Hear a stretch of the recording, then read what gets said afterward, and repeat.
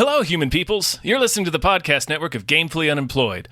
To support us and gain access to great exclusive podcasts like Fox Mulder is a Maniac, Tom and Jeff Watch Batman, Star Trek The Next Futurama, and our latest show, Spiel Boys, head over to patreon.com/gamefullyunemployed. We do game streaming, movie nights with our patrons every Friday night, and you can even commission your own podcast about anything you want. Literally anything, within reason, and we have to do it. You are quite frankly out of excuses not to go visit patreon.com/gamefullyunemployed. That's patreon.com/GAMEFULLY unemployed, which is spelled like it sounds.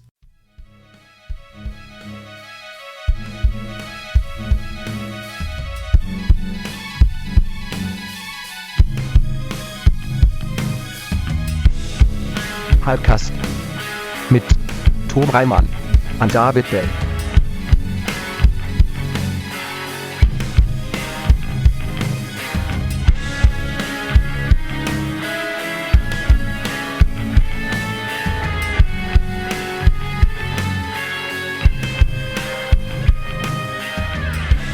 Hi, everybody. Hello, everyone. Oh, how do we do the show? That's right. Welcome to another episode of TimeCast. TimeCast. We're in it. The show where we find ourselves trapped in the streams of time to get hyped about stuff and things from years, decades in the past. I'm your co-host, Tom Ryman. 1995, baby. I'm David Bell. I'm 12-year-old Logan Trent. I haven't touched a boob yet. No. No, please. Aww.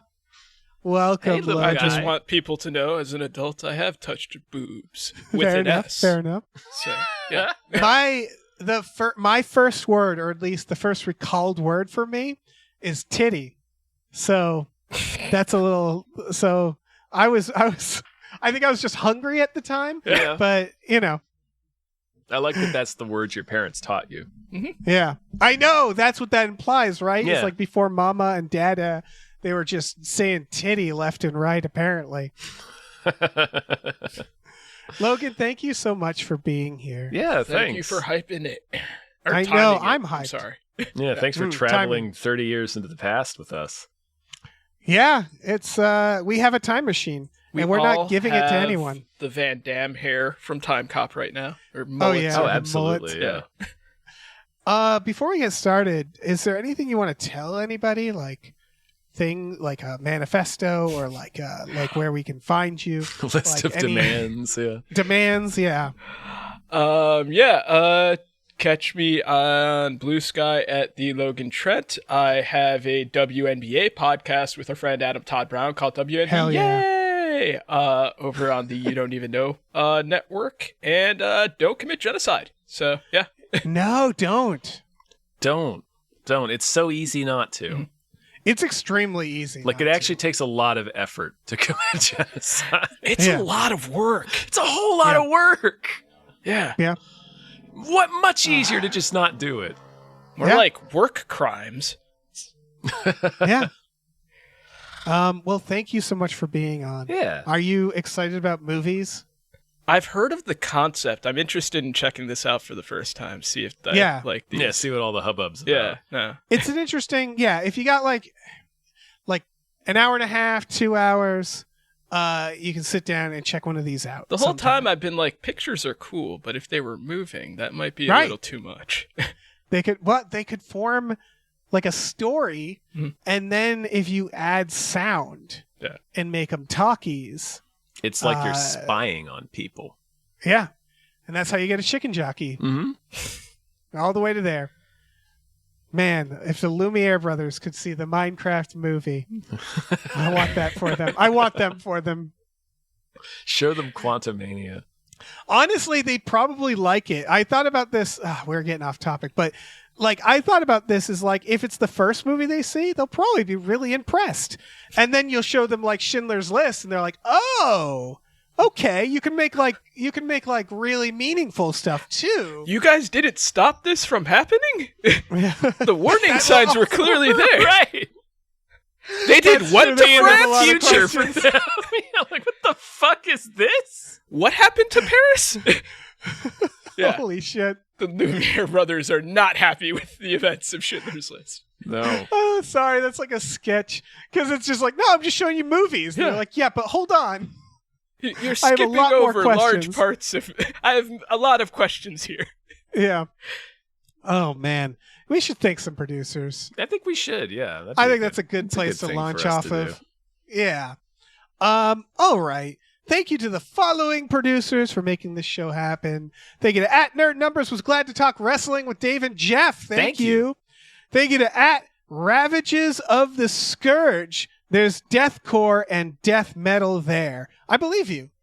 Thank you to Achoo! Thank you. Doing it different every time. Thank you to Zero Charisma. Thank you. Thank you to 2001, A Space McNulty Odyssey. Thank you. Thank you to A Thumb in the Honeydew. Right Thank in you. Thank you to Aaron Burser. Thank you. And thank you to AJ. Thanks, Adge. Let me jump in here. Andrew, Logan deserves more hype. McGuire. Thank you. Thank you to Andrew Howe. Andrew Howe demands a single act of kindness. Thank you. Thank you to Asking Seven. Mm-hmm. Thank you to Ballet Karate Hulk. Thank you. Thank you to BLT22U HVIS-B. Thank you, Robot. Thank you to Bootler Bootlison. Thank you. Thank you to Brian, who Tom knows. Thank you. Thank you to Brockway loves the Meat Millie. Thank you. All right. We got trailers. We do. Everybody close your eyes. It's April of 1995. These are the top 10 movies of that month. Yep. Starting with Kiss of Death. What? A David Caruso, Nicolas Cage crime thriller. With Samuel Jackson? Mm-hmm. This Stanley just Tucci. Yeah, this just kept throwing people at me. Every second this trailer went on, someone new pops up and you're like, what? And then you're just like, huh? You barely see Helen Hunt in this. Yeah, there's a scene That's of her right. screaming, going, ah! And then it just... And you're like, when watching this trailer, I kept being like, stop. Like, give me a second to register the people in this movie. It starts with Michael Rappaport begging for his life. Which It's is a thing how he did a everything lot with in the 90s. Yeah, Yeah, that's how it's- everything with Michael Rappaport should be, because Michael Rappaport fucking sucks. He has dead cousin face. Yeah. Like, he has, like, inciting incident, murdered cousin face. Yes, I love genocide face. Yeah, He sure he sure does. does. I mean, he's definitely... Had he been but old enough, he would have been Eddie Murphy's friend who gets shot in the beginning of Beverly Hills Cop. Like, that's just who 100%. he is. He's Instead, just he was that guy. Eddie Murphy's partner in Metro. Which This, is just, oof. Yeah. The music for this trailer tickled me because it was like, It's so inappropriate. yeah, They're pushing like a Pulp Fiction kind of like angle, because remember, this is 1995. So Right, we fell in love with these like gangsters acting kind of funny sorts of. but it was like jaunty Randy Newman piano. It reminds So it me was of like- the happy music in True Romance. Yeah. A little. Yeah. It was the music of like a kid's movie. Like where Robin Williams teams up with a child and they go on an adventure or something. Except it's David Caruso and Nicolas Cage. David Caruso after he's left NYPD Blue. Ooh. No, I genuinely think it's the Pulp Fiction thing. Like, I think, because I've seen Kiss of Death, and the movie is not, in my memory, the movie is not this tone. No, it is not. No. Like, it's pretty serious, actually. And I'm glad this is what we start with, because I would argue tonal issues is going to be a thing that comes up again. Mm-hmm. Where these trailers, it really like... I got to say, I haven't seen the majority of the movies we'll be covering I've today. seen almost all of them. I've seen Yeah. a lot of these movies. I think I'm like 50-50. We'll find out as we go. But like the ones I have seen, some of them I'm like, that just doesn't feel like the movie. We'll get into it. But yeah, have anybody seen Kiss of Death? Yeah. Yeah. Okay. Is Did it any we watch good? it on a movie night? I'm going to say no since I think haven't so. seen it. We watched, we watched the movie that Nick Cage's cousin made where he... Oh, you're right. That's what I'm mixing Michael it up Biehn with. was the main character. What the Yeah, hell is that movie called? Oh, Somebody's screaming it at me. yeah. This is the director, though, of Murder by Numbers. And single white female. This is Yeah. easy to learn as your ABCs. Yeah, this is the main thing I remember about this, which is also like, it's the main thing I think anyone who was alive or like cognizantly watching films at this time probably remembers from the trailer, which is the scene of Nicolas Cage bench pressing this woman and saying, "Dang, baby, what you been eating?" We didn't even. I really don't remember much about it. It's a bit of like a Donnie Brasco sitch, where he's pretending to be Nick Cage's friend, and I remember liking Nick Cage just because he was Nick Cage. Like, I don't remember necessarily if his character is sympathetic, but this is sort of like, it kind of came out in around like the same time as Jade. So I sort of conflate both of those movies because they're both David Caruso thrillers. David Caruso is on an absolute unhinged tear at this point of his career. He is out of control. Yeah. It's like everyone talks about like the CSI era David Caruso. You have no idea how insane he was in 1995. Like, just high heat every single role. Can I admit something? And it's kind of like, you know, I don't want to get in trouble for this. But I don't think I've ever spent 5 minutes watching David Caruso. Like, yes, you have. I see him in some movies that I like. Mad Dog and Glory. Remember Mad Dog and Glory? I sure that do. movie's a fucking fever dream. That's another one that's similar to this. Fucking Bill Murray is the gangster bad guy. Yep. That's a wild, because if you told me that there's a Robert De Niro Bill Murray gangster movie, which one's the gangster? Yeah. That movie's out of its mind. But I have seen Melanie that movie. Griffith, right? Is the Uma Thurman is in it. But I'm being told that David Caruso's in that. Don't remember. I've never watched CSI. I've never watched like any of the things he's known for. You've seen him in First Blood. He's one of the cops. Yeah, apparently he's in Twins. Yep. For me, he's like, I don't know. I just forget him. He got real Costner. Oh gosh, there was another obvious example I was going to bring up. He's in Hudson Hawk, apparently. Man, I haven't seen that in a minute. But Caruso got real like, I'm too big for NYPD Blue. I think the peak of insane Caruso is probably Session 9. I've seen Session 9. Okay, yeah, because that is just like him, just full tilt. Here's what it is I've seen him, and I just don't register him as a human, like as a famous guy. You've seen him in First Blood. Yeah, but I guess what it is, every time I see him, I don't go, that's David Caruso. I just go, look at that guy. And I move on. And it's like, he's like some like Lovecraftian creature that like makes me erase himself from his memory. Yeah. I don't think about David Caruso. I really want to watch this again. Yeah. Just for the Nick Cage of it all. Yeah. Yeah. I mean, it could be. Look, I think we need to broaden our movie night horizons. A movie where Nick Cage beats Michael Rappaport to death with his fists can't be all that bad. No, right. We didn't even mention that Ving Rhames is in this too. He sure is. Yeah, that's another one who just pops up. You're like, what? Again, it pummels you with people. I mean, I am gonna have to see this. Why is it called Kiss of Death? Does he blow fire at people? No, it's the fucking Godfather 2 reference. Oh yeah, that makes sense. All right. Muriel's Wedding. Anyone saw this in theaters? I saw 12 years old. part of this on VHS because my mom rented it, but like I remember Muriel's Wedding being like a thing. I remember the cover, and it felt like such a spoof of a movie, like such like a fake poster that would be in the background of something. I had no idea Toni Collette was Australian. I saw that in the notes, and that blew my mind. I don't know how she was that. Australian because of this movie. Like, every time I see Toni Collette, I'm like, she's so goddamn good at an American accent. Is this her first thing? Yeah. It's her first big thing, yeah. Yeah, this is her thing that, like, introduced her to, like, outside of Australia and stuff like that. This kind of... I'm trying to think of this is kind of like...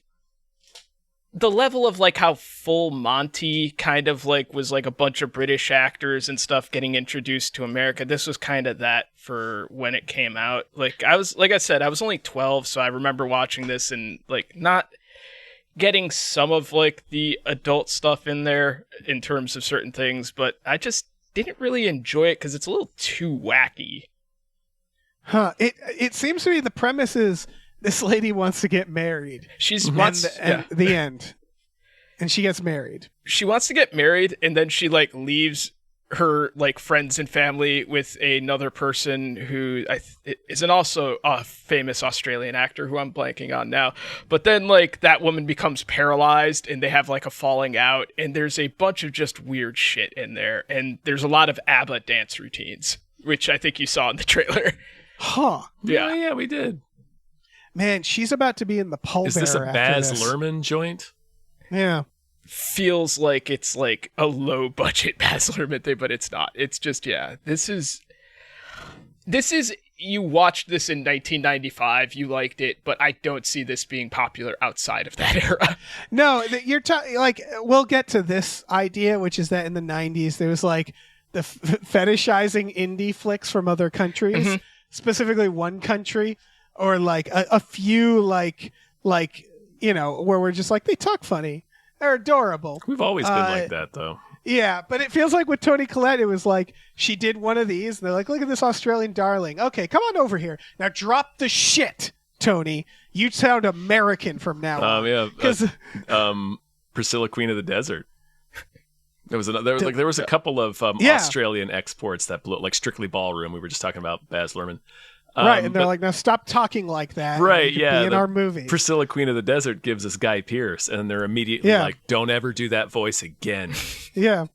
Have you ever heard Guy Pearce's Australian voice? No, you haven't. No. He never does it. We get a lot of imports from Australia. We do, actors, yeah. But I feel like they the just only don't... person we let is fucking Chris Hemsworth, and that's only in interviews. Yeah. Yeah, I mean, because he's so beefy. It's just it's like, oh no, that sounds like the sexy Australian, not the other Australians. It's like, I need to watch. Other Australians. Yeah, hey, you want to go snack in a barbie? Yeah. You fancy a shag? Yeah. I'm gonna go surfing. Looking at Toni Collette's background, it's wild how early in her career The Sixth Sense kind of was. Mm-hmm. She looks so drastically different in that movie compared to this. Like, I know. It's like a totally different person. They're doing a She Is All That in this one. Like, I think she has like fake teeth because at the end. Oh yeah, they frump her up in the beginning of the trailer for sure. Yeah. I need to watch The Pallbearer again because I clicked on that and I forgot who directed The Pallbearer until just now. That is Matt Reeves, folks. That is a Matt Reeves film, The Pallbearer. The David Schwimmer film? Yes, with Michael Rappaport, because of course. It is the lowest of low rent graduate remakes, The Pallbearer. I hated that movie. I need to watch it again now that I know it's Matt Reeves. I hated that genre of movie. It's like the opposite of like the every movie is a Groundhog's Day, where usually like a Groundhog's Day movie is like pretty good. Like the graduate knockoffs are always terrible. So we're going to get a lot of, I think today. Oh, sorry. Go on. Oh, I mean, we both started at the same time, but just real quick, because it's just related to what Logan was saying. I think during this time, we were, I guess, all the graduate knockoffs, I guess, forgot that like Dustin Hoffman sucks in that movie. Yeah, he's a piece of shit. He sucks. Like that's the point of the movie. Yeah. No, they're just doing like the mood. Yeah. All the way to Garden State, because Garden State, I would argue, is also a graduate layer. Like I think every generation does a version. I guess it's different, but it has very similar vibes. I would argue of here's this mopey puss who's getting like happiness thrust upon him, essentially. Yeah. This Muriel's Wedding is also of a time which is like I think we're going to run into a few versions of this today, which is kind of the you had to be there, where it's like you watch this trailer and you're like, okay, why, like, who gives a shit? Like, it's look at Muriel, she wants a wedding. I'm telling and that's the plot, and it's just like, really? Simple interpersonal human dramas used to regularly be in the top 10 of movies. Yeah. And we still have them. It's just it's again, they're always kind of their time a little bit because they feel very contemporary and of course, quirky. yeah.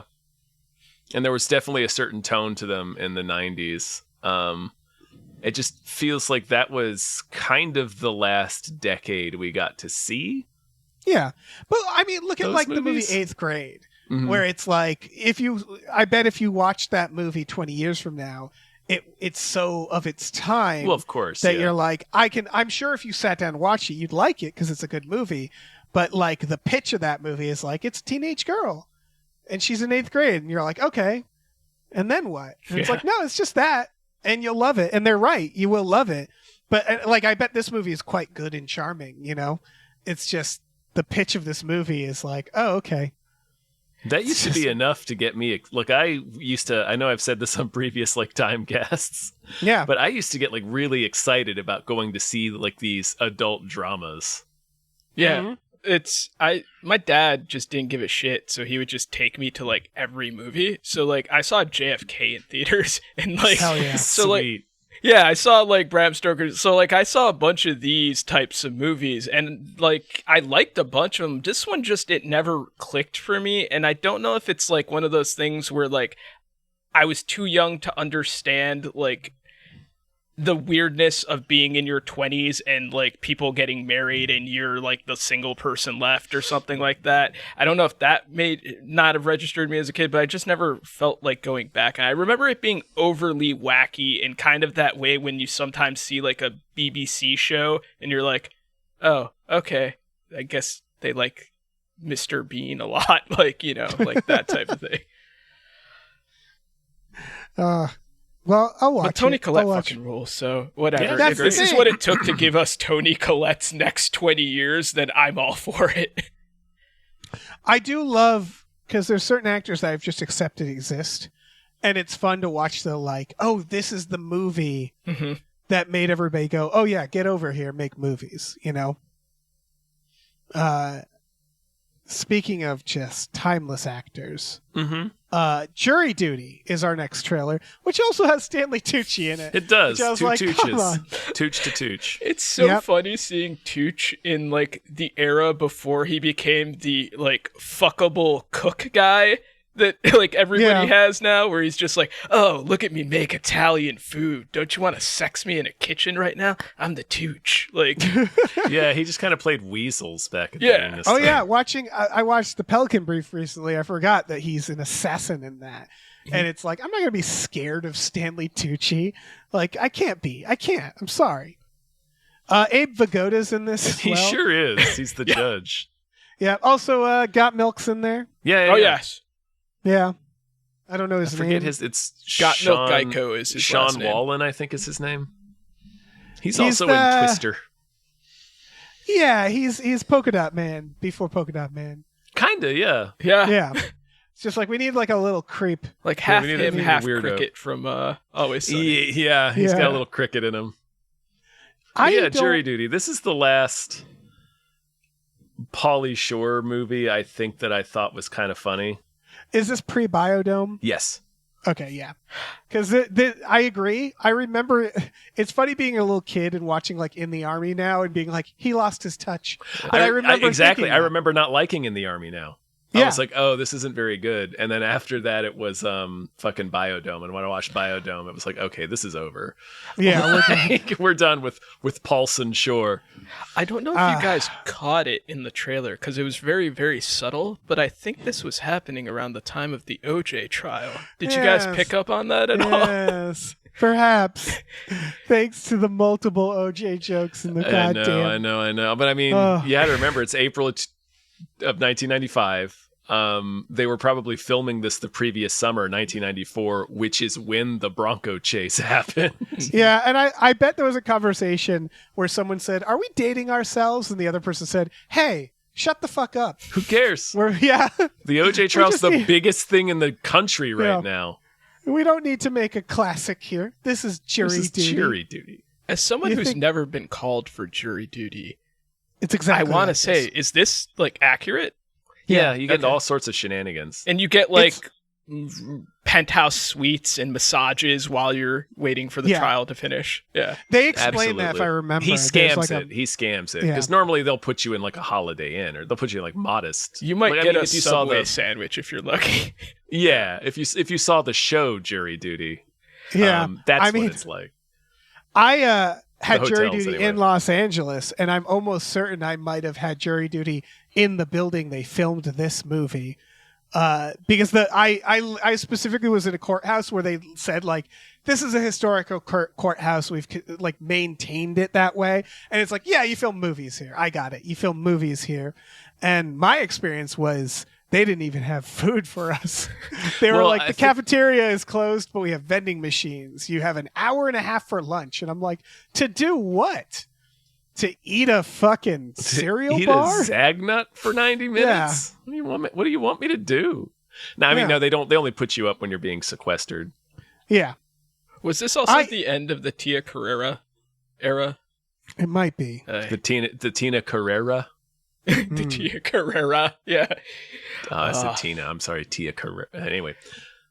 Yeah, I think, well, see, the thing is she never really went to many places. Yeah, she never really took off. It was Wayne's World and then True Lies, and then that was kind of it. Relic Hunter on syndication.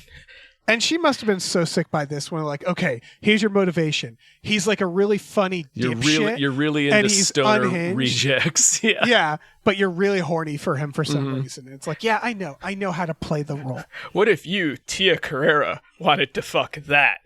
Yeah.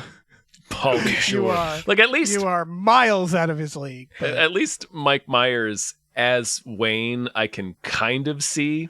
Yeah, he actually is kind of charming. Yeah, he's kind of a real person too, to a degree. Yes, and he actually cares about her, right? And he knows about music and shit. Like you know, he's got his own show. It's not like he's a nobody. He's got his own show. It's more of a Jessica Rabbit situation for sure. With him, yeah, where you're like, yeah, I'd fuck that rabbit. I guess he's funny. Enough. Yeah, you're right because that's the joke in Roger Rabbit. He's like, you're married to Roger Rabbit. Well, yeah, he's funny. Yeah, exactly. Yeah, man. I just noticed that she was okay. She's in a Lilo and Stitch sequel called Leroy and Stitch. She's also in Lilo and Stitch. She's the older sister. Okay. Yeah.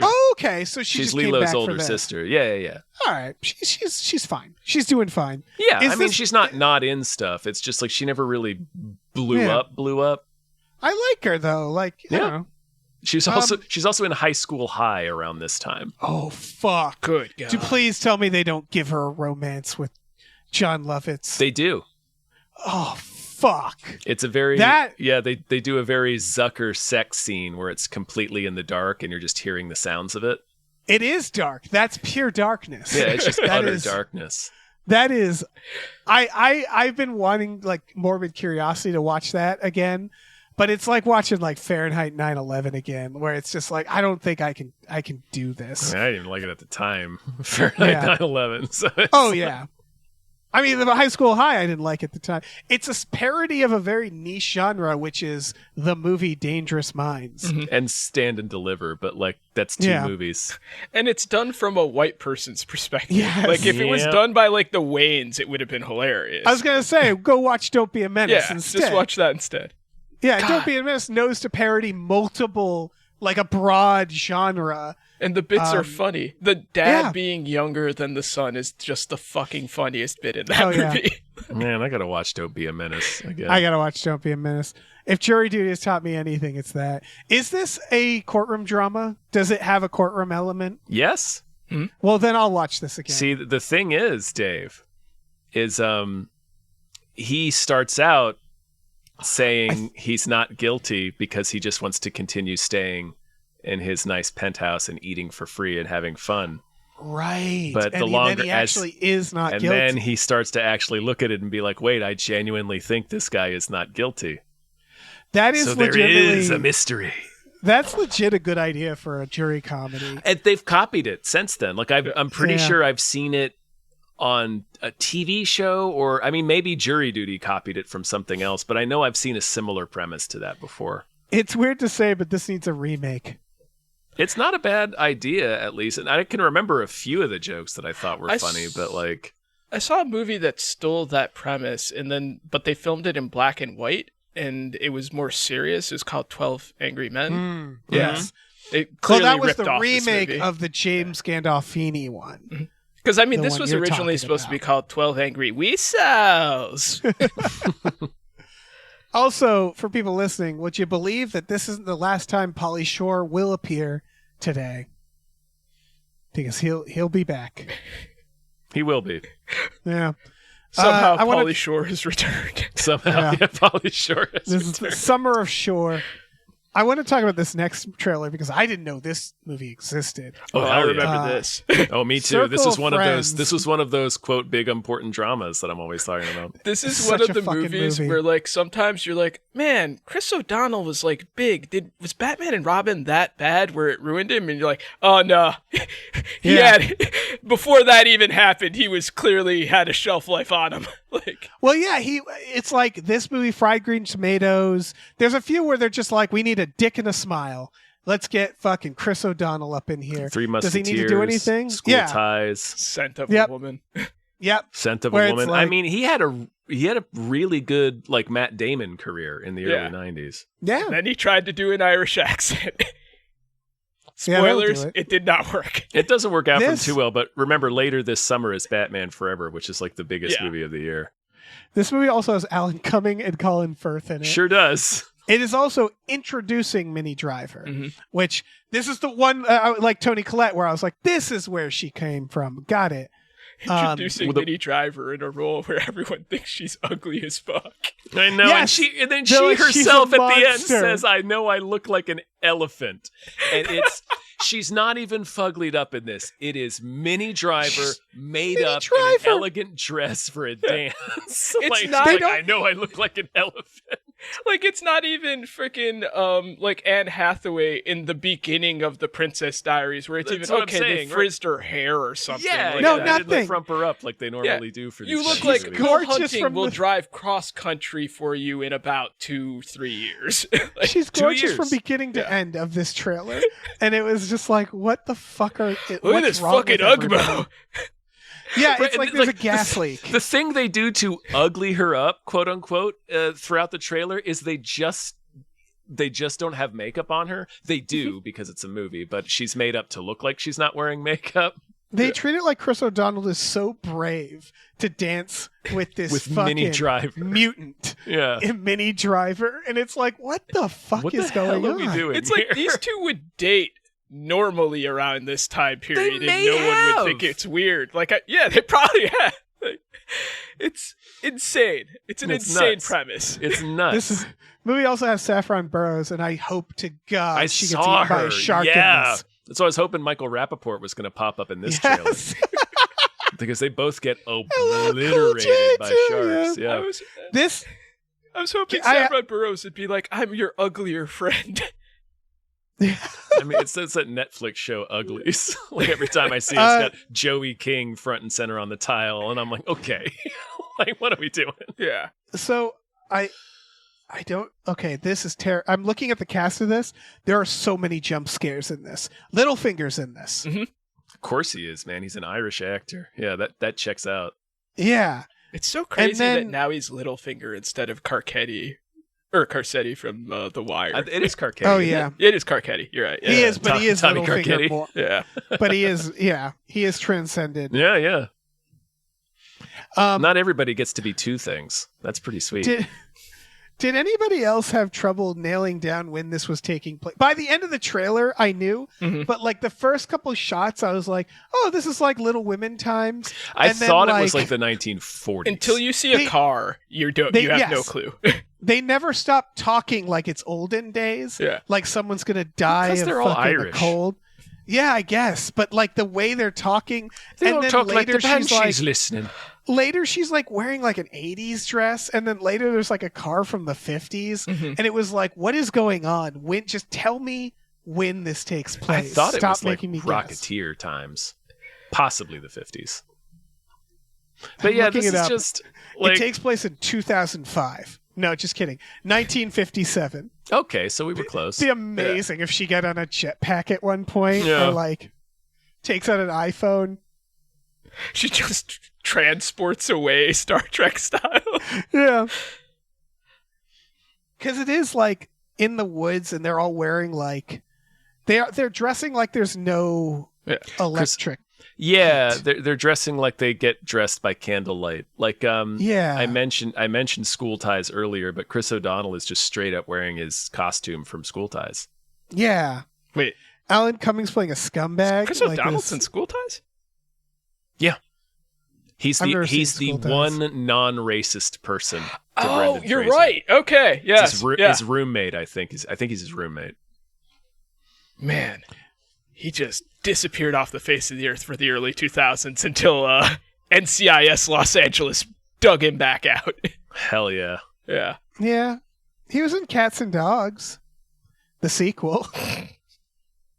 Not the original. Vertical Limit is technically the 2000s. He was in Max Payne. Yep. Oh, wow. Do you guys remember I see here he's Max in Kinsey. Payne? I do. That was unfortunate.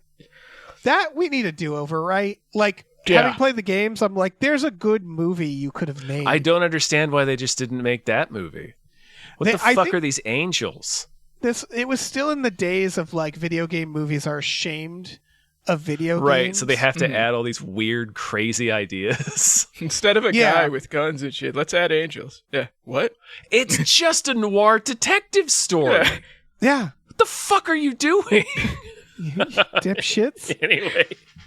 Circle of Friends. Irish as hell, mid-90s drama romance. It's a movie filmed in Irish Springs soap commercial time period. Yeah.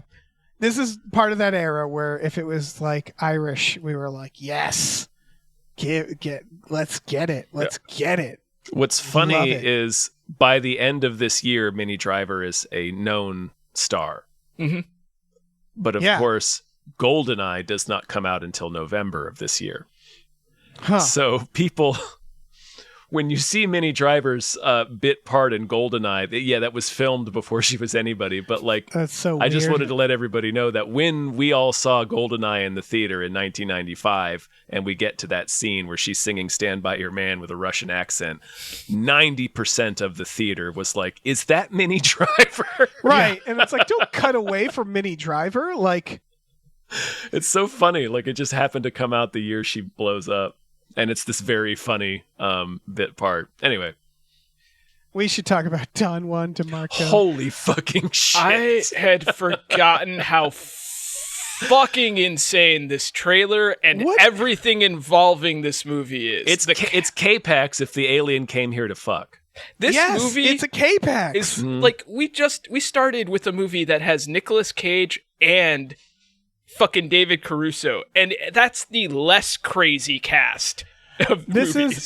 This is one where I seen the cover. Mm-hmm. I kind of assumed it was a different movie. I didn't know it was about fucking Marlon Brando finds a kid who thinks he's Don Juan DeMarco, and learns to want to fuck his wife again. Yes, and gets inspired. I hope this ends with fucking Johnny Depp shanking Marlon Brando and then shitting in his corpse and running off. And they're like, "Yeah, that's why you don't." That's why that guy needed help. Hooting like he thought he was Don Juan. Wait, who has seen Don Juan DeMarco? Because I have. So okay, does it end that way? This is one of the ones I haven't seen actually.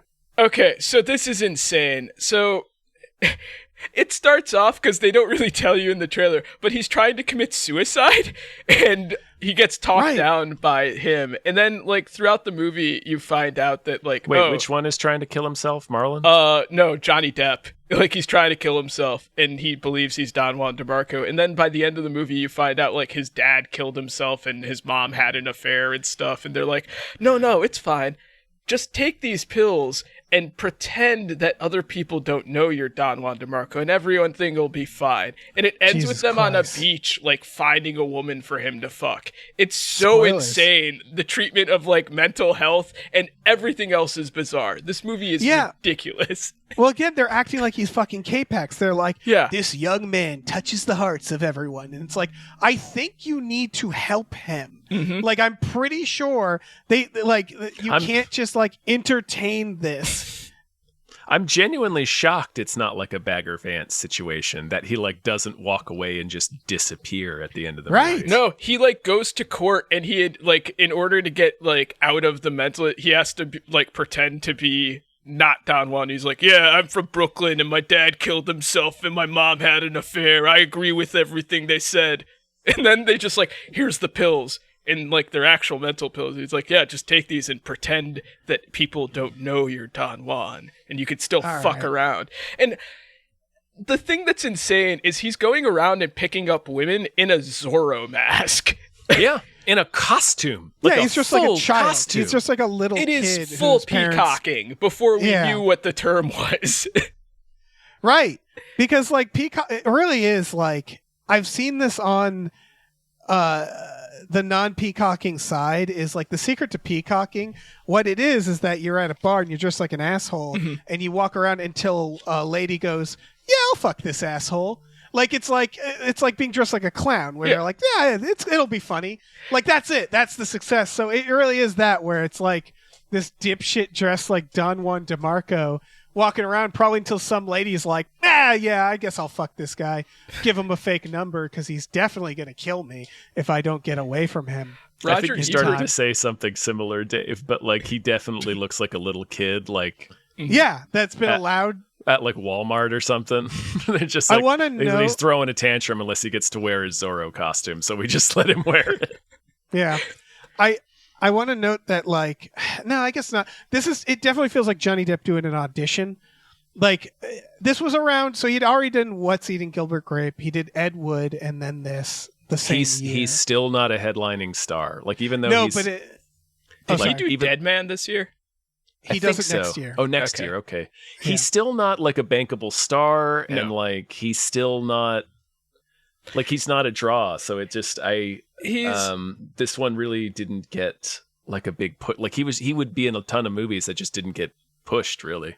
People really don't understand, like, he was the guy from 21 Jump Street, and then he'd appear in, like, Art House and, like, Ed Wood and, like, you know, Edward Scissorhands stuff, but he was not very popular until Pirates of the Caribbean. Like, blew it up. Then they hated him before they cast him in that, so... Yeah. He was like a film nerds actor. Yeah. Yeah, he did... I'm looking it up, and it's like, he did... this, then Dead Man, then Nick of Time, which that's for nobody except for me, I guess. Yeah. I saw that in the theater with my mom. Yeah, like Donnie Brasco, and then something called The Brave, which I haven't seen. Fear and Loathing is when I think film nerds were like, "Oh my god!" Then The Ninth Gate, which must have been a fun set. Roman the Polanski astronauts and Johnny Depp. The Astronaut's Life.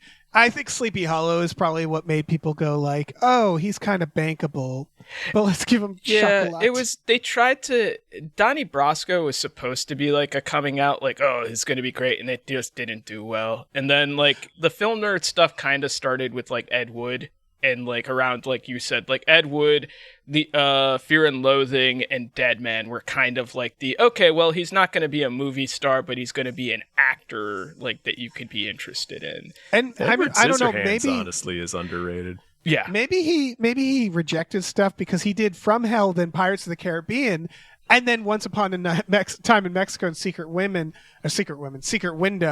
Like it's a constant one for me. Like he's not really. Like, he never really blew up, I'm realizing. And he just sort of... Just Pirates. Just Pirates. Like, he still did, like, the Imaginarium of Dr. Parnassus in 2009. Like, and then at a certain point, we were all, as a society, like, we're all set with you, Johnny Depp. Yeah. 90s, just people wanted to fuck him. I mean, there's a reason he got cast as Don Juan in this movie. Like, that was really, like, his bankability was, I remember him being like a guilty pleasure actor similar to Brad Pitt at the time, because it was like, oh, he's in movies because he's handsome. And then I remember just like him, like I said, same thing with Brad Pitt, where I was like, no, he's actually kind of good. Yeah, you Holy get your shit. 12 Monkeys or something, and it flips the script. Yeah, you start watching like Brad Pitt's Pitt. character stuff. You're like, oh, he's actually pretty good at character stuff. And then, of course, Johnny Depp he's never been a leading man. I mean, that's the thing they say about Brad Pitt, right? He's a character actor trapped in a leading man's face. There's a reason that the pirate movies go extremely downhill the minute they got rid of like Orlando Bloom and like the people who were supposed to be the leads in there. You can't have him be the lead in that. Yeah, he's not the lead. Do you guys remember the fucking Rum Diary? I just remembered it going through Johnny Depp. That's the other Hunter S. Thompson adaptation. Yeah. My goodness. Yeah, that movie was very forgettable. And that's where he met Amber Heard. Ah, sure was. Oof. All right, that's a cursed movie. All right. Mm-hmm. Anyway, Circle of Friends. Oh, no, that was Don Juan DeMarco. No, Don Juan One DeMarco. thing I will say, one of my favorite quotes about this was Roger Ebert's review where he says about Marlon Brando, a gassy, self-indulgent performance no one else could have gotten away with. Which, perfect description. I was thinking of that watching the trailer. I was like, which Marlon Brando is this, you think? Yeah. Is this the Marlon Brando who gives a shit? No. Or probably not. Yeah. Oh, I have an incredible tidbit about this that I almost forgot about. Around this time, there was very serious talk about making a live-action Beavis and Butthead. Because for some reason, that's been a brass ring that the people at like Viacom and Paramount have just been chasing ever since the show blew up. Why? I don't know. It's weird. It's an obviously terrible idea. Anyway, on the set of this movie, during an interview, Johnny Depp said that he'd love to be in the Beavis and Butthead movie. And he starts doing the voice, and apparently like he and Marlon Brando were doing Beavis and Butthead voices to each other during the filming of this movie. I love it. Because there's an executive somewhere at the time being like, can it work? Guys, all right. Can we get Marlon Brando? Let's get a script real quick. Can we hire a writer? Just write up a quick script. I bet there was some money put into that idea based on that. Probably. Marlon Brando would have died going method Cornholio. Yeah. It would have been insane. Well, yeah, which one is Beavis and which is Butthead? I'm not sure. It really doesn't matter. No. Oh my God! Yeah, they're both kind of bad picks for Beavis. Yeah, they're kind of two buttheads. Yeah, they really are. That's why it never took off. It's just yeah. All right, we need to talk about John Turtletub's While You Were Sleeping. Chicago represent with this crazy ass movie growing up. Yeah, me too. This movie is it's so 90s in the premise, right? For you kids who haven't seen While You Were Sleeping, it's a romantic comedy. But yeah, it is. Yeah. They were doing a lot of this kind of crap in the 90s. Yeah. It's another one where Sandra Bullock, she had a few of these where they're like, Sandra Bullock is a piece of shit that like no one could love. And it's like, fuck's sake. She's a toll booth worker, and I remember she has like a bunch of like roughneck friends, like a bunch of like she works on the CTA, which is just like right, that's what it is. And then fucking Peter Gallagher falls on the tracks. She saves him. He goes in a coma, and she accidentally tricks his entire family into thinking she's his fiance. Peter Boyle's there. Bill Pullman is the sexy brother who is immediately suspicious of her, which I find unhinged when you really think about it. Because like that's weirder ultimately than what what she's doing is pretty weird, but it's weird that the brother is the only person that thinks it's suspicious, honestly, because like he's the only one that's like, yeah, he's never mentioned you. Right, like we were close. It's just it's a big swing. The Jack Warden thing is insane, though. Oh yeah. That's he's like the Godfather, and he hears her confess to Peter Gallagher, right? And he's like, "No, you're not hurting nobody. Keep going with it. The family's fine." He's like, listen, I got 10 years tops. Yeah. Make it interesting for me. I want to see how this goes. I do like that they add like a heart problem of the grandma. So like she's at a certain point, she's like, I don't want to, like I'm in too deep. There was a very fun Bob's Burgers where they basically did a parody of this where Tina goes to the mall and sees a boy sleeping and accidentally convinces the boy's friends that she's his girlfriend, and it just snowballs and they just do while you were sleeping. But like they're trying to make us not think Sandra Bullock is like a sociopath, right? And like, it kind of works because Sandra Bullock is Sandra Bullock. Like you see this trailer, you're like, oh, this is why you became one of the biggest fucking movie stars of the 90s. Yeah. She's absolutely adorable. We love Sandra Bullock. Yeah. And this is, of course, for people who haven't seen it, my one ingrained memory etched into my soul is the establishing shot of the paperboy eating shit on his bike. Yeah. They didn't need to put it in the movie. There was no reason to. It's awesome. That's why. It serves no purpose other than this fucking rules. Yeah. So yeah, while you were sleeping. The production note on this is fucking insane. So the original title for this was Coma Guy. And they're like, that Hell sucks. Yeah. And then apparently in the 80s when they tried to make this, they approached Meg Ryan and she said no, because the original draft that she read, the woman was in the coma, which is just horrifying. Yeah. It's funny how that is.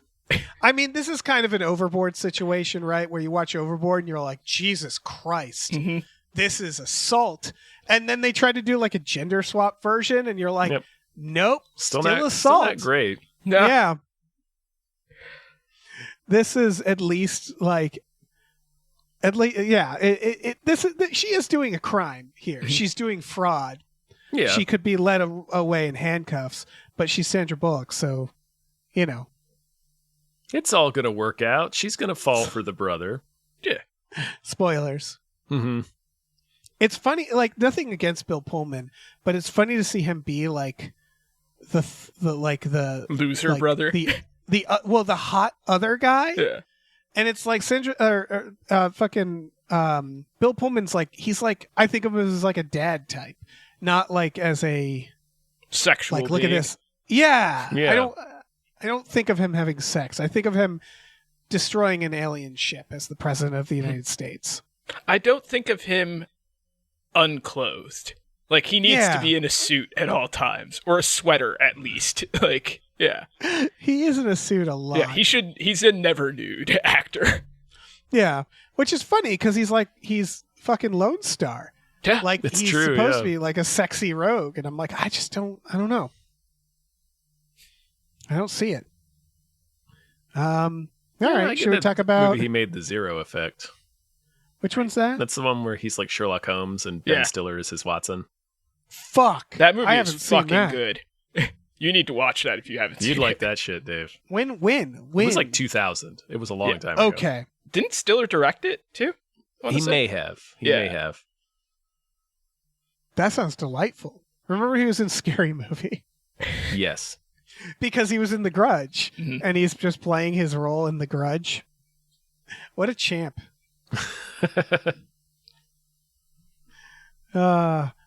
Fuck. Zero Effect. I found it here. Should we talk about Rob Roy? Yeah. Yep. All right. What is Rob Roy? Rob Roy kind of got like... It's Braveheart really overshadowed by Braveheart. Yeah. Yeah. It's pretty good. Okay. Got me yelled at in gym class. Oh, yeah? Why? Spoiler for the ending of Rob Roy. I don't give a shit I'm spoiling this, but so you know how like Tim Roth's little like prissy character at the end, they have the duel with him and Rob Roy, and like he stabs Rob Roy with like the rapier, and Rob just holds the rapier and then just fucking cleaves him with the broadsword. Yep. So in gym class, we had this game where we had like foam swords, and you would try to like hit the person, and like, oh, you got hit in the arm. You only got one arm, and that. And one time, like, I had just seen this movie, and the person tried to stab at me, so I just held the sword and just whacked them with it. I'm like, Rob Roy I win. Ass. And then they said, that's not right. I'm like, Rob Roy did it. And just out of nowhere, I hear the gym teacher just yell, hey, listen, I don't care what Rob Roy did. That's not the rules for this game. And it was just, Even the teachers acquired. You're telling Rob Roy was wrong? Roy? Yeah, so there was just a severe disagreement of me and the rules of Rob Roy applying to this gym game of Duel. So Incredible. The other thing I remember about Rob Roy is that Tim Roth is waking up and his little manservant is helping him get out of bed, handing him his bedpan and stuff, and Tim Roth like rips a fart, and his manservant like applauds in delight. Yep. This sounds like a great movie. Yeah. Yeah. It's like it's like Braveheart if you wished at the end of Braveheart William Wallace busted loose of his shackles and just chopped fucking James Doohan in half. Not James Doohan. Exactly. Oh God, what's his name? Longshanks. Patrick McGoohan. Yeah. All right, I'm looking up. So Rob Roy came out April of 1995. Like, Yeah. Oh my God. Okay, Rob Roy came out April of 1995. Braveheart came out May of 1995. Yep. They just fucked Rob Roy. They That's sure did. amazing. Yeah, this was like the original Armageddon Deep Impact. Like, Yeah. yeah. I didn't know anything about this movie. I knew there was a movie called Rob Roy, It's not bad. and that was literally it. And I just assumed it was about like a bartender. Like I thought this took place in like the 80s, and like It's also I was imagining a completely different movie. It's also funny because like now you're like, oh yeah, you know, swashbuckling sword guy, yeah, Liam Neeson, of course. But like at the time, you're like, Dark Man, like, Right. huh? Yeah. So it just was kind of shocking. Like, yeah, it also was part of the era of Tim Roth just dying a horrible death. After being Excellent. He's playing bad guys a lot. Yeah. This is from the director of Doc Hollywood and The Jackal. Yeah. I don't know if that does anything for people. He did Doc Hollywood, then Rob Roy, and then The Jackal. And then a bunch of other movies, but mostly those movies. Yeah, primarily The Jackal, honestly. Yeah. Yep. Yeah. All right. Yeah, I have nothing else to say about Rob Roy, a movie that I didn't know anything about. Let's talk about a Goofy movie, also featuring Pauly Shore. The Leaning Tower of Cheesa. Mm-hmm. Yeah. I mean, this movie fucks from what I remember. I've never seen it. This movie is, I think I've talked about this with Abe. Like, this movie, along with Backyard Baseball and Pablo Sanchez, are very clear, definitive demarcation points for older millennial versus younger millennial. Interesting. Older millennials, like Tom and I, we are aware of Goofy movie. We do not have the heart, oh my God, this is the greatest film ever type feelings that younger millennials have with it. That's interesting. Same thing with Space Jam. Oh, that's a good one. I can't logically argue with that because I'm from Chicago, so I just have to take a step back from Space Jam. But I do admit it's not good. But yeah, Goofy movie, like, how old are you? You're a year or two younger, right? Me? Yeah. I'm 40. Okay, so I'm part of 42, Tom's 40. I'm 40. Yeah, what I'll say is I was that line because I don't have like precious memories of this, but I know what it's like 9/11, right? Where it's like Exactly. you were either a senior in high school or you were like a freshman. Like what did 9/11 do to you and your cynicism as a teenager? The Goofy movie, I can see that where it's like a few years makes a big difference. Well, yeah, and then of course the scene where Goofy flies a plane into the Leaning Tower of Cheesa. Yeah, exactly. When Goofy's like, gosh, American Go infidels shall pay for their crimes against the world. So is Goofy, I'm sure other people ask this question, is he a widower or is he divorced? There's signs he's a widower throughout the film. Oh, man. And like Goof Troop also. Yeah. Jesus Christ. I did see a one fair time- amount of Goof Troop. One time I spent a long phone conversation just doing Goofy mournfully talking about his wife and not getting laid in a Goofy voice, and it was fun conversation with that lady. It's weird. It's so real, right? It's just like, I don't want to picture Goofy at a funeral for mourning his wife. Yeah. Yeah. I miss her so much, man. Yeah, it's just like the day after, just walking through the house, just staring at photographs, staring at her chair.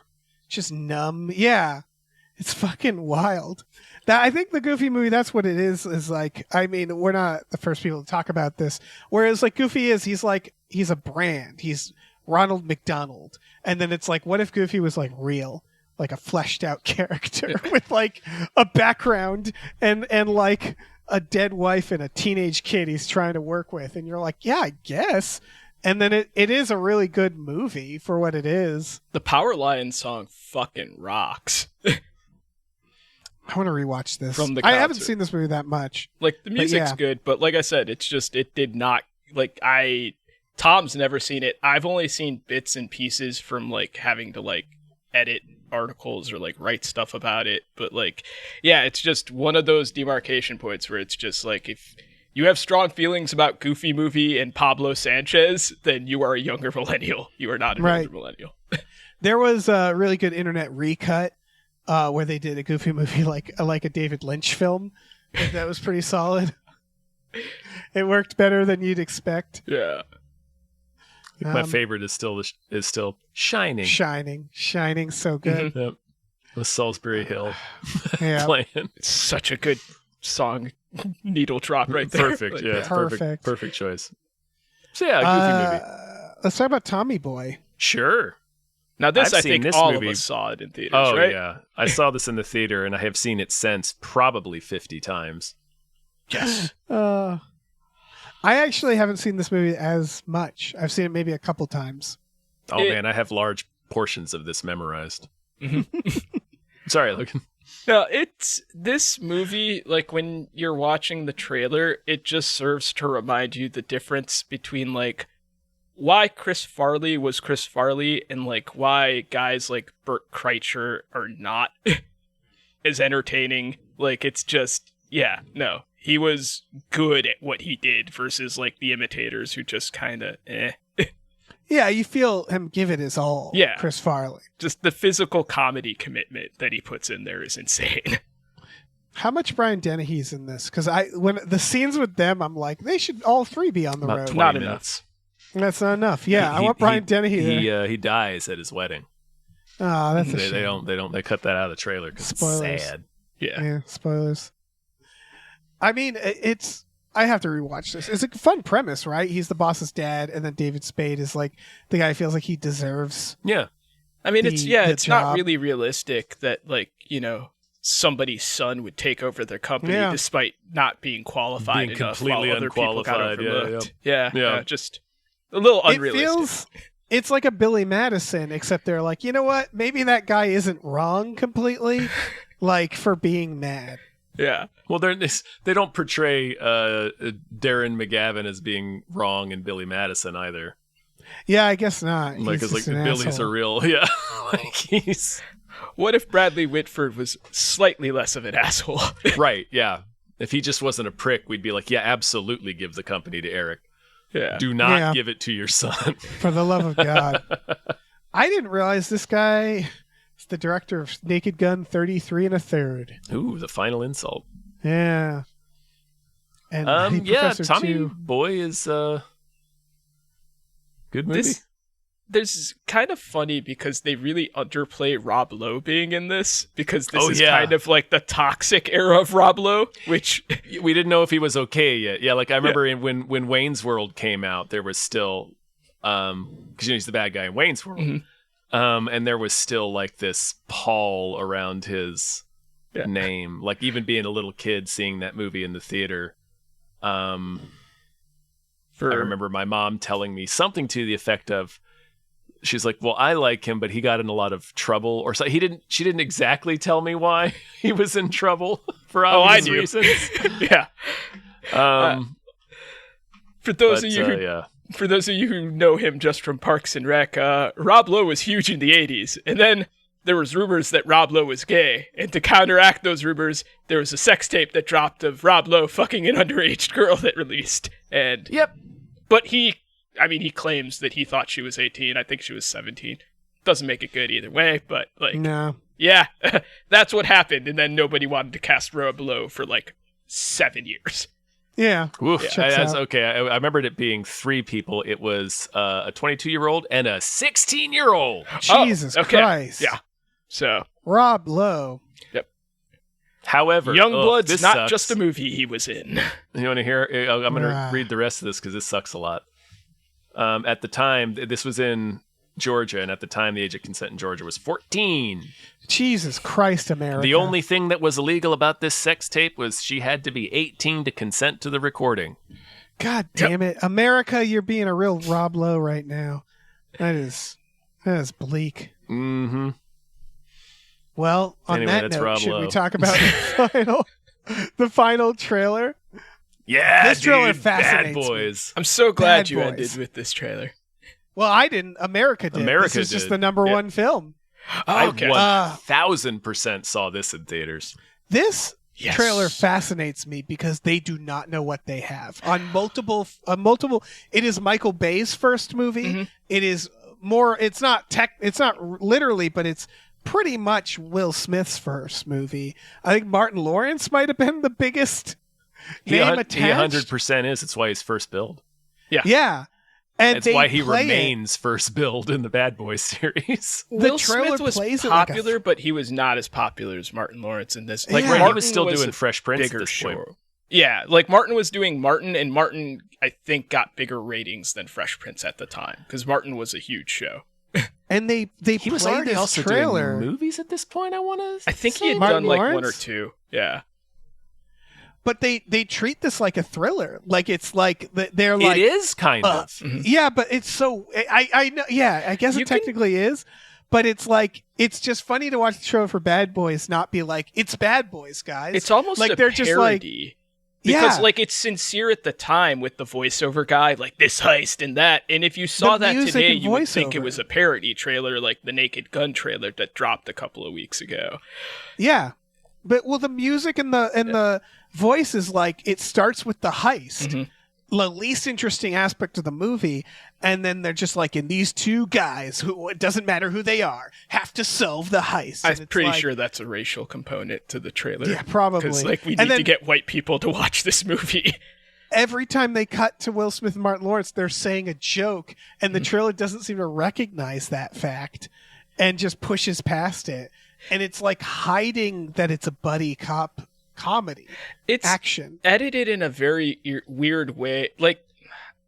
This is okay, so I'm gonna go on a tangent here. Tom, I think you'll get this reference. It kind of reminds me of when Rob Liefeld got popular.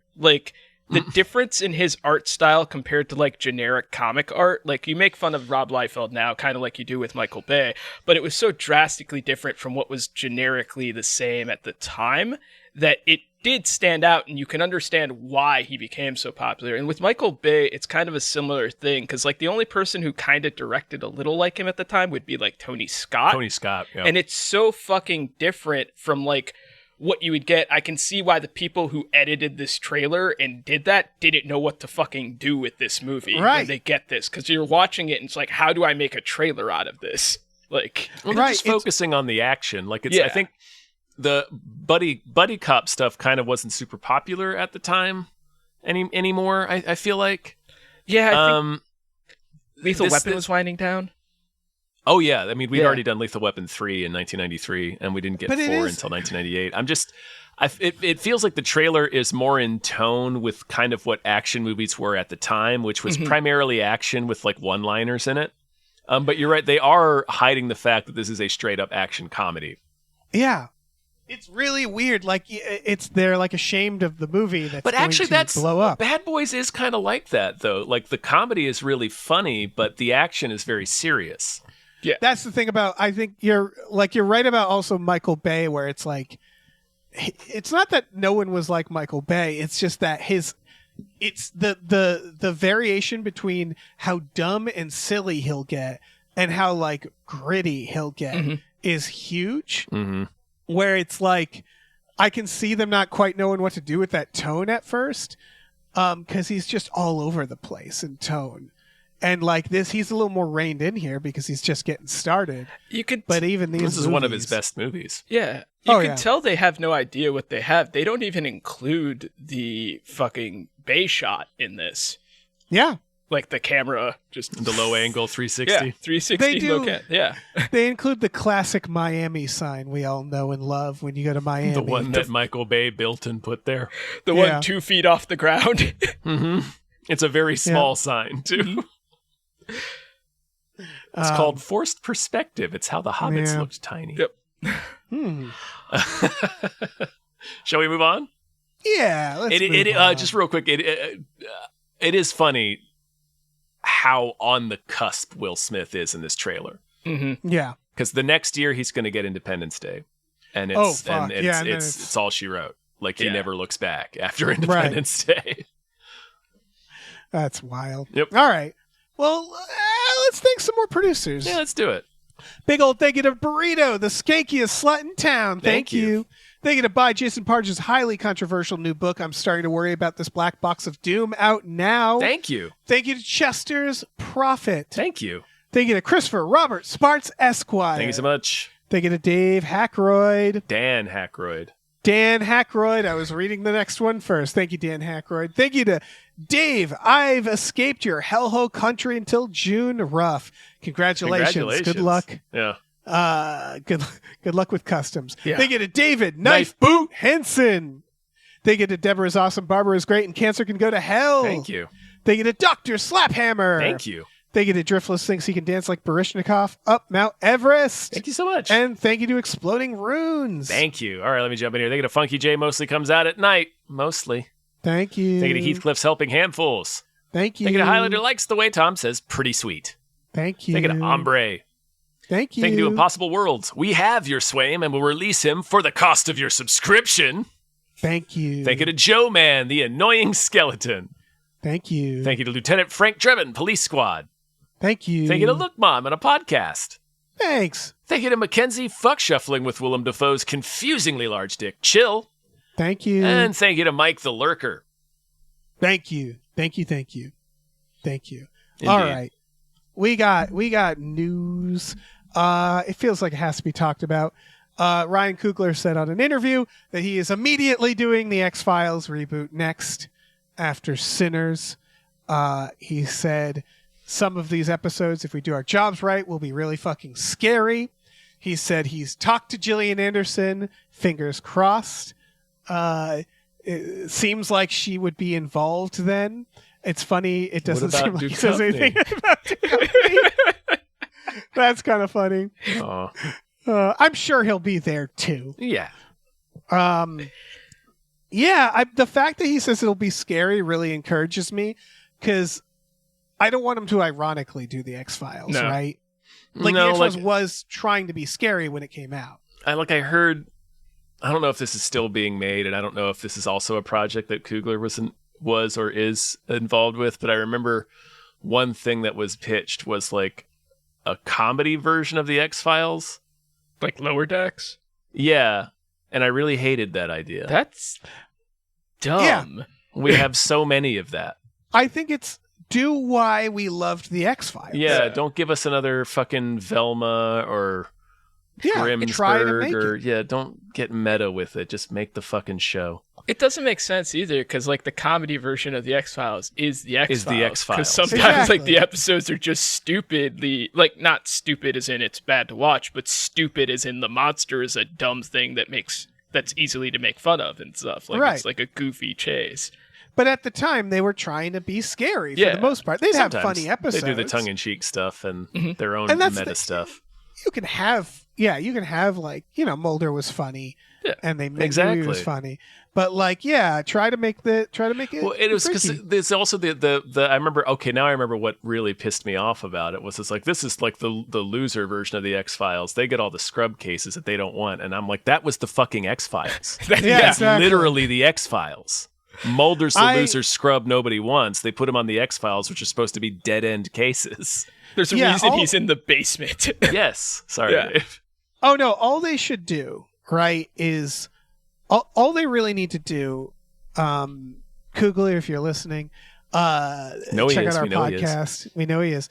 Like in the first episode, have like Gillian Anderson or David Duchovny both in it, and have them like pass the torch and have this idea of new FBI agents hearing about this X-Files that happened, like going to Mulder's house and getting them, like something like that. Like you can have them show up every now and then as like, it's sort of like in Star Trek Next Generation, Bones is in the first episode. Like, yeah, have fun, everybody. And just have it be the X-Files Next Generation, where it's just like, here we are. We're now the FBI's X-Files division. And we're just going to do 22 episodes a season for the love of God. They won't. Why would they? They never would. They'll do 8. Yeah, there'll be 4. 4 every 6 years. It'll be that. All I want is a scene in the opening where they knock on a door and Mitch Pileggi opens it, sees the FBI thing, and just immediately shuts the door and goes about his day. Never see him again. No. I'm done with this. No. He has Darth Maul legs. Yeah. Absolutely not. No. Yeah. No, don't want anything to do with this. Just says, I'm getting my gun. Mm-hmm. Getting my gun, and I'm coming back to this door in 6 seconds. Agent Mulder, I'm going to count to 6. Yeah. I will and then my pistol's going to do the counting. Yeah. But yeah, I assume it's going to be like the Twilight Zone reboot. Well, it'll just be like, like 6 to 10 episodes. Mm-hmm. It'll be like, trying to do more modern X-Files. I don't know. I mean, I'm excited for it. It's never going to be the X-Files, obviously.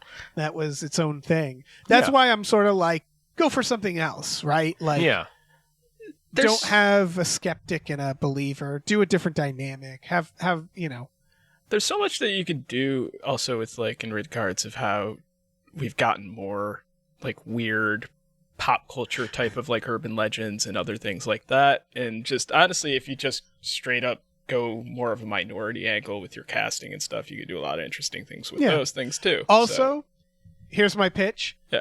Both of them are skeptics. Yeah. Just 2 skeptics. They never believe anything. Yep. They're incurious. They refuse to believe any of it. Yeah. They just keep refusing the calls to adventure. Yep. And just going like, I didn't see shit, and walking away. Nothing ever gets learned. No advancement. Well, that sounds like a great show. It does. I want them just to see a fluke man and shoot it. And it's like, okay, well, that's solved. Yep. Why did they do this before? It's so much easier. Yeah. They arrested the fluke man. They should clean up a few. Honestly, I'm like, Giovanni Ribisi, baby, bring him back. I don't give a shit. Tony Shalhoub is still in there. Yeah. Like they can, it is fan service. Badger, but I'm just the like, fucking Cecil Lively is still in there. So many X-Files ended that way, where it's like, and then the villain's eyes opened, and it's like, all right, I give want us the more. vaping man. I don't even remember. Instead of cigarette smoking, the cigarette smoking just, may be the vaping man. Yes. Vaping through a hole in his neck. Yeah, just the cool vaping guy. Nah, I want Meth Man. I want him to just. We had him. Like His name is Mulder. Yeah. Oh, yeah, you're right. Good point. Yep. We got a cast list for the Ready or Not sequel. Ooh. And the only thing remarkable, because it's got Kevin Durand, which I feel like, of course he's there. He was he's in Kevin Abigail, Durand. yeah. Sarah Michelle Gellar and Elijah Wood are like, that's awesome, yeah. The one that pops is David Cronenberg. And I'm like, what? What? Fuck yeah. Yeah. Fuck yeah. What are you doing? He's David night breeding Cronenberg? it, man. He's night breeding it. He's the villain in Nightbreed. I know. I'm so happy he's in it. I hope he's the villain. He's David Cronenberg. What else could he be? Samara Weaving's in it again, which I'm like, that's interesting because I felt like her story is kind of over. Yeah. I don't know what else you'd want to do with her in that. I mean, honestly, when you think of the premise of Ready or Not, it's like, what is the premise of Ready or Not 2 anyway? It's also called Ready or Not Here I Come because unlike fucking Now You See Me, they understand how goddamn sequel works. Yeah. I'm on board. Yeah. Oh, yeah, me too. Cronenberg popping up is just like when you see Werner Herzog like pop up in an actor, you're like, what? Fuck yeah. Oh, Yeah. Okay. I'm not against it. I'm just okay. Season 1 of Mandalorian. Isn't he the bad guy in Jack Reacher? He is absolutely the bad guy in Jack Reacher. It is insane. He is unhinged. Like he's so good. He's unhinged in real life. I know, but even for that, it's just like what? Like it's yeah. Oh, I've said this great. before about Jack Reacher, and I'll say it a million times. Like, we all made fun of the Jack Reacher creator for being like, no, it's not as cool if he isn't big. Right. And we're like, it's Tom Cruise, shut up. And then when they cast the big guy, you were like, no, we were totally wrong. You're 100% right. Just big dude is big is such a better premise for this. We were painfully, tragically, hideously wrong, and we hope you can forgive us. Yeah. Yeah, his name's Jack Reacher. He's got to have a long reach. Mm-hmm. It's right there in the fucking name. He might as well have been named Tim Big. Like, it's just... Bradley Big. Yeah. Bradley Bigsby. Yeah, I'm excited for this. How could I not be? It's fucking... Of course, yeah. I like the first one. I just, hope it's good. So, yeah. Yeah. Shall we thank some more producers? I think we should. Big thank you to Norm from Cheers. Thank you. And thank you to Norm from Cheers. Undying love for Ridley Scott's Kingdom of Heaven. Thank you. Thank you to... Oh, shit. It's Candyman. Thank you to... No. It is a really funny one. I'm just picturing that in the movie with like the Philip Glass score going off and just, oh shit, it's Candyman. Thank you to Numino. Shit, it's Candyman. Like the dude in Ready Virginia Player One. Madsen just says that and fucking runs the other way. Oh shit, it's Candyman. She has no like one's ever tried just running from like Candyman. dust cloud behind her. Just run. Thank you to Numino Ultramicroscopic Silico-Volcanoconiosis Anti-Disestablishmentarianism Jones. Thank you. There's Thank my you. co-host for WNBA. Yeah. Thank you to Psychic Bigfoot. Thank you. Thank you to Pumpkin Spiced Ed Nog. Thank you so much. Thank you to Rev MD. Thank you. Vroom, vroom. Thank you to Ricky Cilantro. Thank you. Thank you to Robert. Thank you to Rosemary's Baby from Eraserhead. Thank you. Thank you to Ryan, the Silly Money Goose. Thank you. Thank you to Screaming Horse Pyramid. Thank you. Thank you to Psycop, world's most laughable centrist. Thank you. All right. Let me get in here. Thank you to Stefan. Thank you. Thank you to the conveniently placed self-destruct button on the top of every baby's head. Thank you. Thank you to the Midnight Patron. What patrons at midnight?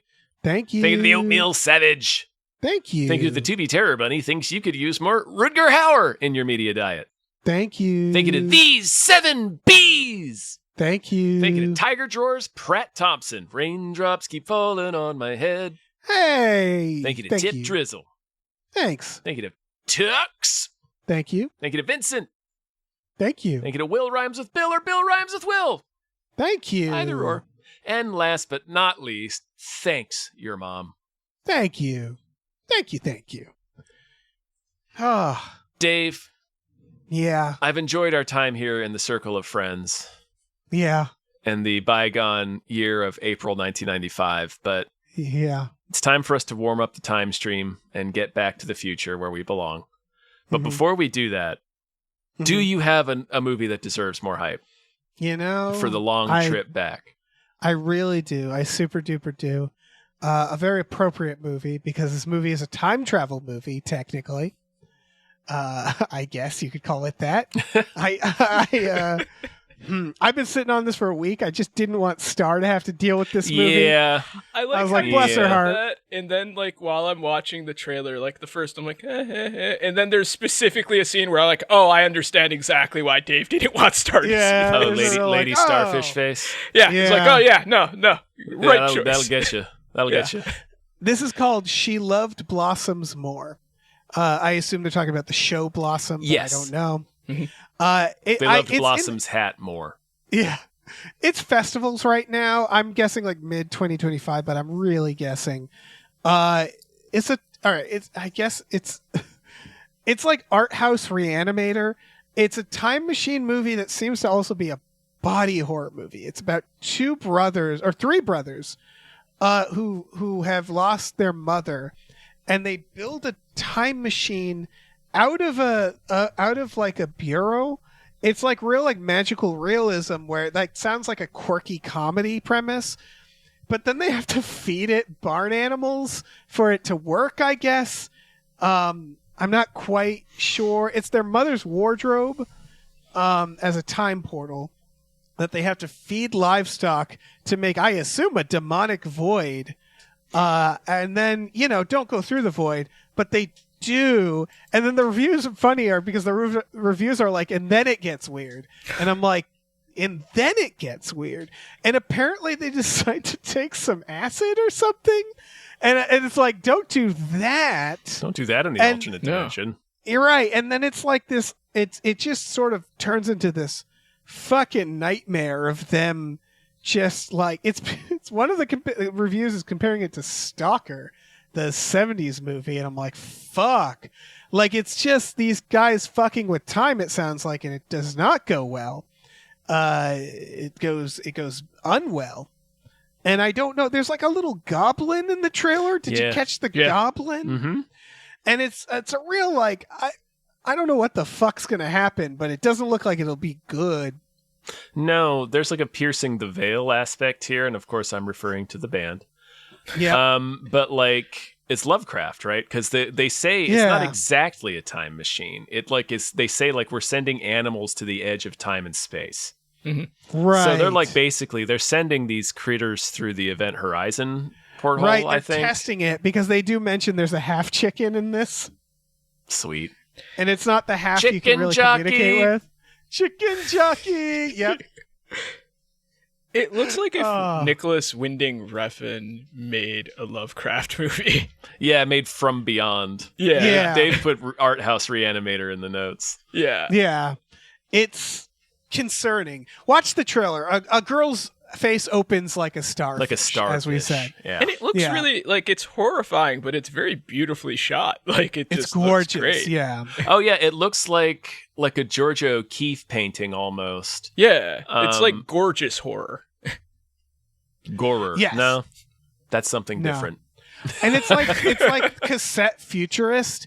It's the kind of thing that you'd imagine more of a Psycho Gorman treatment, where it's like, where at first I see the cassette futurism and like, we're making a time machine, it's going to be gory. You sort of expect it to be like ironic and funny, but it seems to take it. Yeah, and it's not that. Like you're saying, it's like very beautiful and like more like surreal. It feels and like dreamlike. It reminds me a little bit of The Outwaters. Yeah, it does. Did you guys watch Hannibal? The show? No. Yeah. Yes. Yeah, it's kind of like how they would film certain things with like the horror, like of like the victims and stuff. They were very gorgeously done, like details and like the graphic violence that they would display. Like it was just really beautifully shot, and it's kind of similar like in this. It was almost clinical, right? Because it's Will's mind's eye, isn't it? Yeah. When they do that. Yeah, Yeah. it's So a mind it's like palace that everybody had at that time period. Yeah. Also, if you notice watching this trailer, it's totally got Amelie in it. Not Amelie, but the motherfucker from Amelie and Alien Resurrection. Mm-hmm. Oh, that guy? Dominique Pinon. Yeah. Vries. Yeah, he's in this. Yeah, Vries. And City of His Lost chair Children. is a shotgun. Yeah, he's no stranger to weird fucked up shit. I do not think this is an American movie. I believe it's Everybody's speaking French in it. Yeah. That would be it's Greek, Greece and French. It says here. So, all right.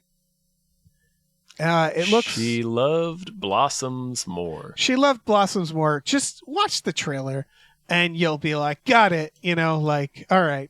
Oh, You'll either want to see it or you won't. Yeah. The horror stuff looks like H.R. Giger if he used color.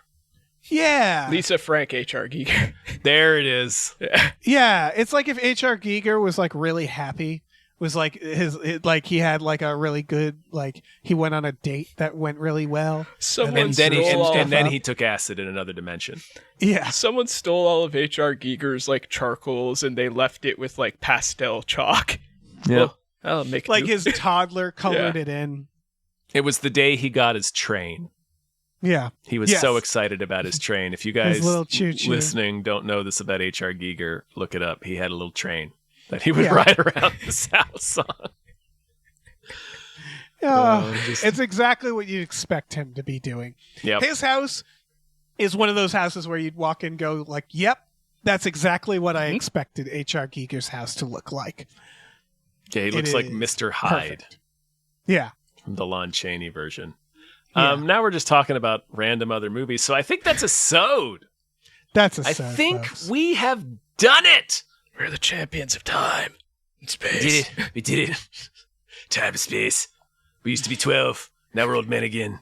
Logan, thank you so much for being on the show. Thanks for having me. Yes. Of course. Do you want to tell people where they can find you? Yep. Again, here at the end of all things? Again, just check me on Blue Sky at the Logan Trent.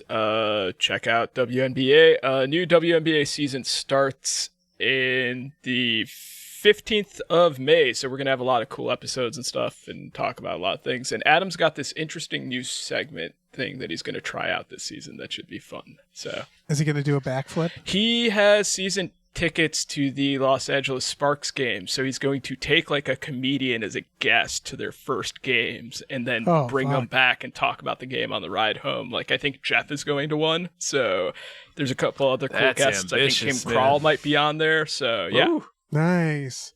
I like my idea, but that's yes, cool too. Adam doing a backflip, as we all know his ninja training. Yeah. He can do one. Just tell him. If you see Adam, tell him to do a backflip. He's legally required to if you request it. Yeah, you can sue. That's ninja code. Yeah. Yeah, if you ask he's a ninja, he has to tell you. It's the law. Just tell him, Adam, whether you think you can do a backflip or can't. You're right. You can. We have a Patreon. Patreon.com/GameFullyUnemployed. GameFully unemployed. Tom and Jeff watch Batman's there. Fox Mulder is a Maniac's there. Spielberg's is there. Steven Spielberg's there. Star Trek Next Futurama's there, and our new show Himboos, which is about supernatural. All for $5 a month. Wait until you get into the later parts of Supernatural. You have no fucking clue what you're in for. It's so good. In fact, the second episode of Himboos drops this weekend for the second episode. Wendigo. I won't spoil it. I won't spoil what happens in that episode if you haven't seen it. But it's pretty spectacular. Great. You won't want to miss it. We also have a store. Head over to GameFullyUnemployed.com where you can find a link to our Teespring store where we have all kinds of cool original artwork by cool original artists like Michael Vincent Bramley, Starlene Hodge, Justin Brown, and others. So check that out. Rate and review our free podcast wherever you listen to podcasts. And also subscribe to our new show, Badical, Badical. I'm working on the second half of season 1 right now, so new episodes will be coming soon. I think those are all the things. Yeah. Badical, podcast, Chicken Jockey, Minecraft. Jockey. I have to go see that tomorrow. Yeah, you do. You get to see it. I may just stand in the back so that everybody is really alarmed by my presence. It's a good idea. Yeah. I'll bring my own costume. Yeah, I'll bring my own AMC uniform, so I can just blend in and stand in the back. They definitely don't get freaked out about that. No, they don't care. When you bring your own work uniform. Yes, that's AMC Stolen Valor. Oh man! Hey, listen, I used to work for Regal Cinemas. If you dress in black and stand there and stare at people, you're technically going as an Enderman, Tom. That's true. So you can just say I'm getting into. I'm an Enderman. I'm just here to support Minecraft.